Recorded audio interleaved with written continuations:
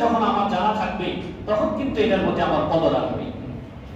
এজন্য বললাম যে এক একটা আমলের দাম দুনিয়ার ন্যূনতম, দুনিয়ার টাকা পয়সার তো আসলে আপনার কাছে কোনো দাম নাই। যদি আমার আপনার যে চিন্তা, সেই চিন্তা হিসাবে যদি আমি হিসাব করি, প্রত্যেকটা আমলের দাম প্রতিদিন কমপক্ষে 6 লক্ষ টাকা করে।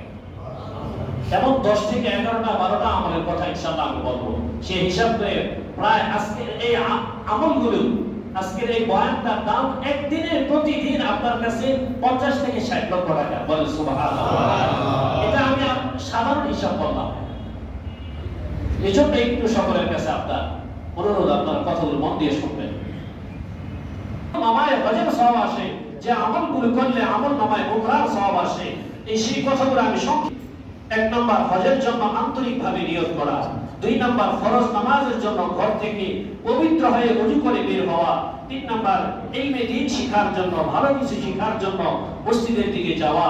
4 নম্বর ফরজ নামাজের পরে সুবহানাল্লাহ, আলহামদুলিল্লাহ, লা ইলাহা ইল্লাল্লাহ, আল্লাহু আকবার 33 বার 33 বার পড়া। 5 নম্বর ফজর নামাজের পরে সূর্যোদয় পর্যন্ত জিকির করা, তারপরে 2 রাকাত নামাজ আদায় করা। 6 নম্বর চাষততা দুহার নামাজের জন্য বের হওয়া। 7 নম্বর জুমার নামাজে আগে আগে উপস্থিত হওয়া এবং আসরের নামাজের জন্য অপেক্ষা করা। 8 নম্বর পিতামাতার খেদমত করা। 9 নম্বর অন্যের প্রয়োজন পুরা করা। 10 নম্বর রমাদানুল মুবারকে উমরা করা। 11 নম্বর মসজিদে কুবায় নামাজ আদায় করা। এই আমলগুলো করলে আল্লাহ রাব্বুল আলামিন আমল নামায় হজের সওয়াব, উমরার সওয়াব দিয়ে দেন। আল্লাহ রাব্বুল আলামিন আমাদের সবাইকে কথাগুলো বোঝা, কথাগুলোর উপর আমল করা, নিজে আমল করা, আমাদের পরিবার যারা আছে ঘরে মামুনদেরকে আমল করানোর জন্য তাদেরকে তারগিব দেওয়া, আমাদের যুবক ভাই যারা আছেন তাদেরকেও বোঝানো, যারা আত্মীয়স্বজন আছে তাদের সবাইকে বোঝানো। এখন অনেক আমল আছে মসজিদে আসার যে আমলগুলো, মামুনরা বলবেন যে আমরা তো মসজিদে যাইতে পারি না, আমরা তো মসজিদে জ্ঞান শিখতে যাইতে পারি না, তাহলে মামুনদের জন্য এখানে ফজিলতটা কিভাবে আসবে?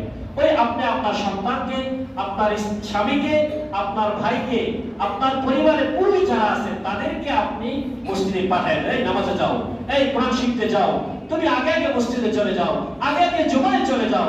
তাহলে পুরুষ এসে যে আমলটা করবে এর যে সওয়াব হবে, তিনি বলার কারণে, তিনি তাকে সহযোগিতা করার কারণে আল্লাহ রাব্বুল আলামিন তার আমল নামায় এই সওয়াব দিয়ে দিবেন। বলেন সুবহানাল্লাহ। আল্লাহ রাব্বুল আলামিন আমাদের সবাইকে কথাগুলো